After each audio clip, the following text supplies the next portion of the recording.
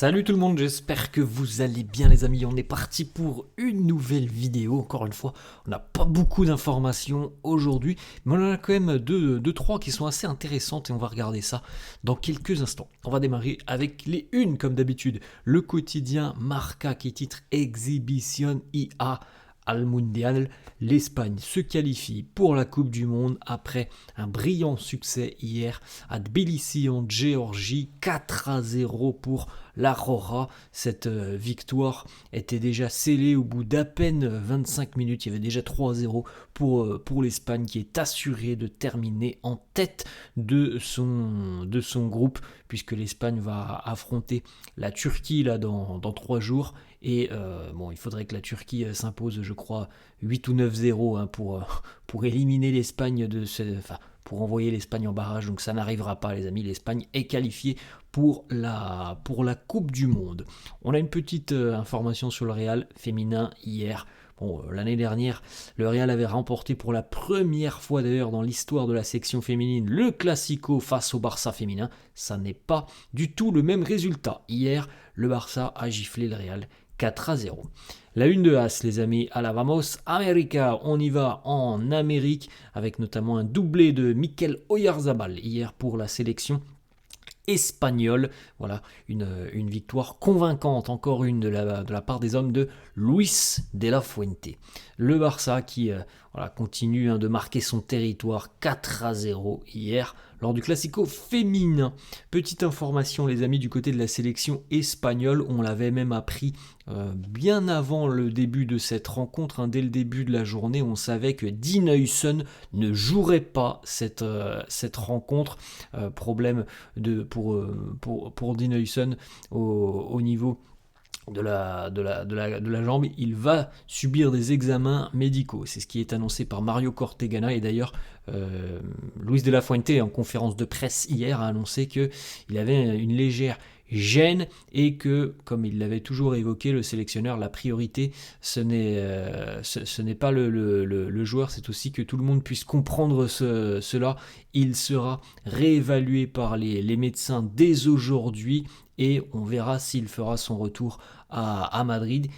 Il peut jouer mardi, mais on verra toutes les données que nous fourniront les médecins du club aujourd'hui. Donc voilà, c'est aujourd'hui que Dean Huijsen sera évalué et que l'on en saura un petit peu plus sur cette gêne pour Dean Huijsen. Donc il n'a pas joué déjà hier. Bon, c'est quand même pas très très rassurant, les amis. On va attendre évidemment l'examen médical qui tombera vraisemblablement dans le courant de la journée, en espérant que c'est pas trop grave, encore une fois, parce qu'il y a pas mal d'échéances et de rendez-vous importants d'ici déjà à la fin d'année 2025.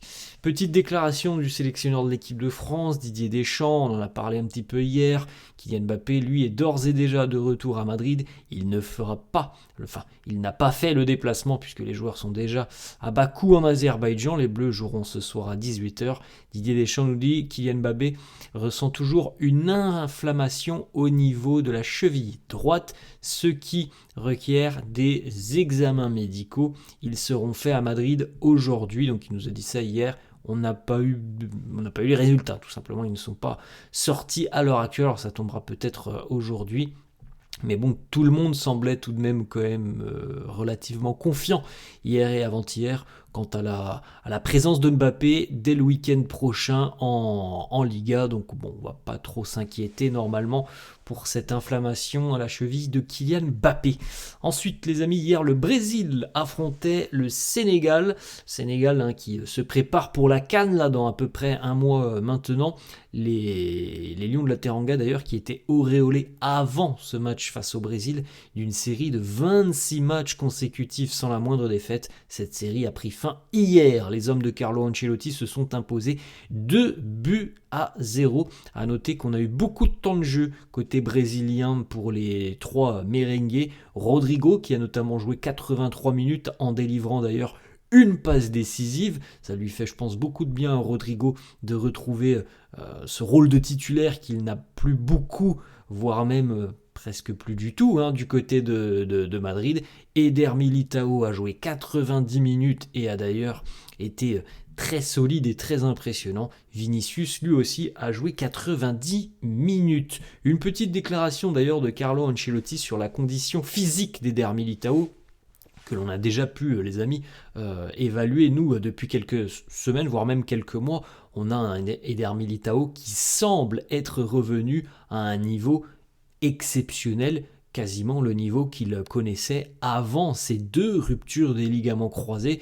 Ancelotti nous dit Militao a une condition fantastique, il est en très grande forme. Ça fait très longtemps qu'il avait été écarté des terrains pour blessure, mais il s'est beaucoup amélioré, notamment mentalement, et ça, vous pouvez le remarquer. On a l'impression de retrouver, comme on vient de le dire, les amis, un joueur en pleine possession de ses moyens, sûr de ses qualités et de ses forces. C'est un atout indéniable pour le Brésil, c'est un atout aussi indéniable pour la stabilité de la défense madrilène. Ensuite, on a une petite information aussi du côté de la Turquie. Alors, comme on l'a vu tout à l'heure, les amis, l'Espagne s'est imposée et voilà, s'assure à 99,99% de la première place du groupe. Arda Güler a joué 89 minutes hier avec la Turquie. La sélection turque s'est imposée 2-0 face à la Bulgarie. Et donc la Turquie va devoir passer par les barrages de cette Coupe du Monde. Ensuite, on a une petite déclaration, les amis, de Xabi Alonso auprès du quotidien Marca. Xabi Alonso évoque justement le retour de Trent dont on a parlé hier. Un retour qui normalement devrait intervenir dès le week-end prochain en tant que titulaire. Xabi nous dit, durant cette trêve, Trent va se préparer au mieux pour ce qui arrivera. Il a besoin de temps après sa blessure. Bon, je pense que le temps, maintenant, il l'a eu. Il n'a quand même pas eu 6 mois d'absence, hein, Trent Alexander-Arnold. Alors oui, il y a un mois et demi d'absence. Là, ça va faire presque, dans une semaine, ça fera presque un mois qu'il est de retour. Donc, je pense très sincèrement que normalement, il sera opérationnel dès le week-end prochain. Ensuite, les amis, on a une petite déclaration d'Ibrahima Konaté, cible mercato du Real, notamment pour l'été 2026.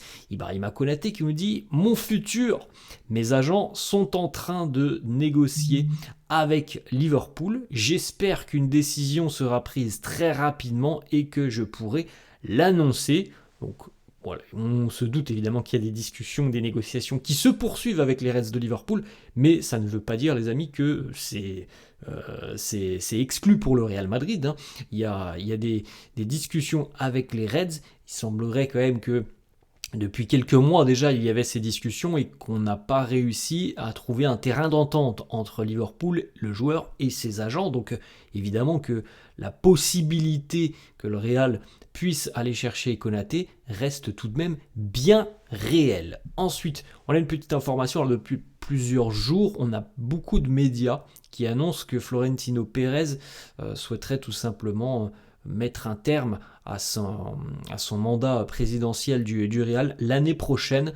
Alors, il y a beaucoup de médias, mais ce sont des médias visiblement qui sont très mal informés parce que, selon AS, Florentino Pérez n'a aucunement l'intention de quitter le Real Madrid à la fin de son mandat. Arantxa Mobile aussi nous dit Florentino Pérez n'a jamais considéré l'option d'arrêter à l'heure actuelle. Ça ne lui a même pas traversé la tête. Donc, normalement, les amis, on aura encore Florentino président du Real pendant quelques années. Alors, je crois que les élections ont lieu dans quelques mois maintenant et que, comme souvent d'ailleurs, Florentino sera le seul candidat. Il sera l'unique candidat à sa propre succession. Et malgré ce que vous pouvez voir si vous regardez un petit peu des fois l'actu, les amis, autour du Real, si vous allez sur certaines pages, c'est visiblement des fake news. Florentino n'a pas du tout l'intention d'arrêter d'ici à un an. Ça ne traverse pas son esprit à l'heure actuelle. Une petite photo, les amis. Florentino Pérez, d'ailleurs, hier, a accueilli les dirigeants de l'équipe NFL des Miami Dolphins pour ce fameux match de NFL aujourd'hui au Bernabéu. Voilà, les amis, la fin de cette vidéo. J'espère que ça vous a plu. N'hésitez pas, comme d'hab, à lâcher un petit pouce bleu. N'hésitez pas non plus à vous abonner à la chaîne. Je vous souhaite une bonne journée et je vous dis à la prochaine. Ciao.